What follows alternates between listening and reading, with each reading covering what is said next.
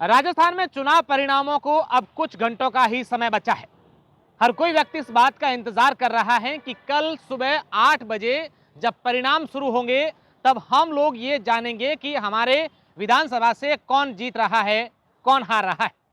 राजस्थान में इस बार सरकार बनाने के लिए राजस्थान के 5 करोड़ मतदाताओं ने अपनी भागीदारी निभाई है और अब हर कोई व्यक्ति चुनाव परिणामों के साथ साथ इस बात को लेकर भी उत्सुक है कि राजस्थान में अगला सीएम कौन होगा। अब बात अगर एग्जिट पोल और सट्टा बाजार की करें तो वहां पर बीजेपी सरकार बनाती हुई नजर आ रही है। हालांकि कुछ एग्जिट पोल में कांग्रेस पार्टी भी सरकार बना रही है। अगर देश के बड़े मीडिया सर्वे की बात करें, एग्जिट पोल निकालने वाली कंपनियों की बात करें, तो वहां पर 8 जो सर्वे हैं वो बीजेपी के पक्ष में आए हैं और 3 सर्वे राजस्थान में कांग्रेस सरकार बनाने के पक्ष में आए हैं। वहीं इसी के साथ साथ फलोदी सट्टा बाजार की बात करें तो फलोदी सट्टा बाजार 115 से अधिक बीजेपी को सीटें दे रही हैं। अब ऐसे में ये बात अहम हो जाती है कि राजस्थान में सरकार कौन बनाने जा रहा है। साथ ही साथ अगर बीजेपी सरकार बनाती है तो वहां मुख्यमंत्री चेहरा कौन होगा और अगर कांग्रेस की सरकार बनती है तो क्या सचिन पायलट और अशोक गहलोत की सियासी लड़ाई एक बार और देखने को मिलेगी। वहीं बीजेपी अगर 105 से कम सीटें लाती है तो क्या वसुंधरा राजे तोड़ जोड़कर मुख्यमंत्री का चेहरा बनेगी। इसको लेकर अगर बात की जाए तो मुख्यमंत्री अशोक गहलोत 2 दिन पहले राजस्थान के राज्यपाल कलराज मिश्र से जाकर के मुलाकात करके आए हैं और उसके अगले दिन वसुंधरा राजे सिंधिया ने भी कलराज मिश्र से मुलाकात की। दोनों नेताओं ने अपने अपने फोटो अपने सोशल मीडिया अकाउंट पर शेयर किए हैं और उनसे मुलाकात की बात बताई है। अब कई चीजें ऐसे भी आ रही हैं कि जो निर्दलीय प्रत्याशी चुनावी मैदान में हैं और कहीं ना कहीं वो जीतते हुए नजर आ रहे हैं, उनको भी कांग्रेस और बीजेपी के बड़े नेता उनसे संपर्क कर रहे हैं और उनको अपनी ओर लेने में कोशिश कर रहे हैं। बात अगर मारवाड़ क्षेत्र की करें तो मारवाड़ में सांचौर में, बाड़मेर में और शिव में जो निर्दलीय हैं वो टक्कर में माने जा रहे हैं। ऐसे में ये कहा जा रहा है कि इनसे भी कांग्रेस और बीजेपी के बड़े नेता संपर्क साध रहे हैं। हालांकि 1-2 वीडियो भी ऐसे सामने आए हैं।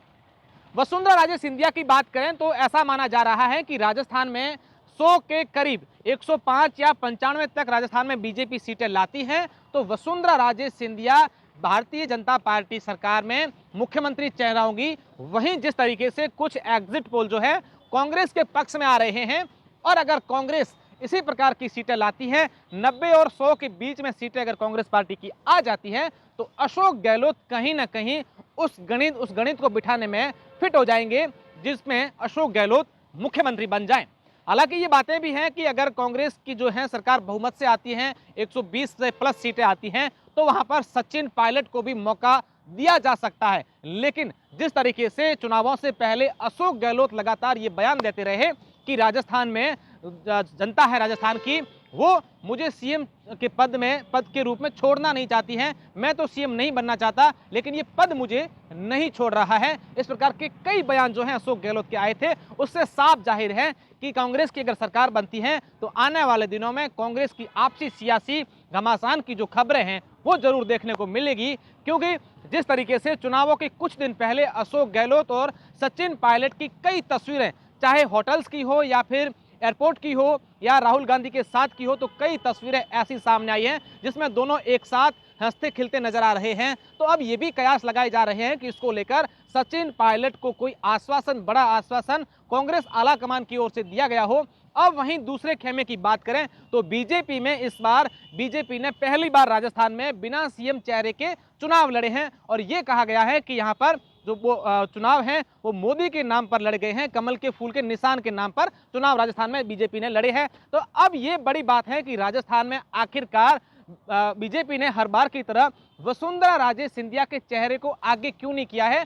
कहीं ना कहीं वसुंधरा राजे सिंधिया भी इस गणित में थी कि कई जो बीजेपी की सीटें हैं वो 105 और 100 जो 95 हैं, 95 और 105 के बीच में आए ताकि वो तोड़ जोड़ कर अपनी जो है सरकार बन जाए और खुद मुख्यमंत्री बन जाए। और अगर बीजेपी में 115 से अधिक सीटें आ जाती हैं तो उसके बाद से राजस्थान में सीएम चेहरा कौन होगा, इसको लेकर भी कई प्रकार की बातें की जा रही है। हालांकि दिया कुमारी का नाम भी एक बार चर्चाओं में था कि दिया कुमारी जो है वो राजस्थान में मुख्यमंत्री का चेहरा हो सकती है। इसके अलावा अश्विनी वैष्णव की बात करें, गजेंद्र सिंह शेखावत की बात करें, बाबा बालकनाथ की बात करें, राजेंद्र सिंह राठौड़ की बात करें, तो तमाम जो नेता हैं वो कहीं ना कहीं सीएम फेस के रूप में नाम उनके आगे आ रहे थे। अब देखने वाली बात होगी कि राजस्थान में बीजेपी कितनी सीटें लाती हैं, उसके बाद ये स्थिति क्लियर हो जाएगी कि राजस्थान का सीएम अगर बीजेपी सरकार बनती है तो कौन होगा, और अगर कांग्रेस में अगर इस प्रकार की सीटें आती हैं तो अशोक गहलोत और सचिन पायलट के बीच की सियासी लड़ाई है, क्या वो देखने वाली बात होगी।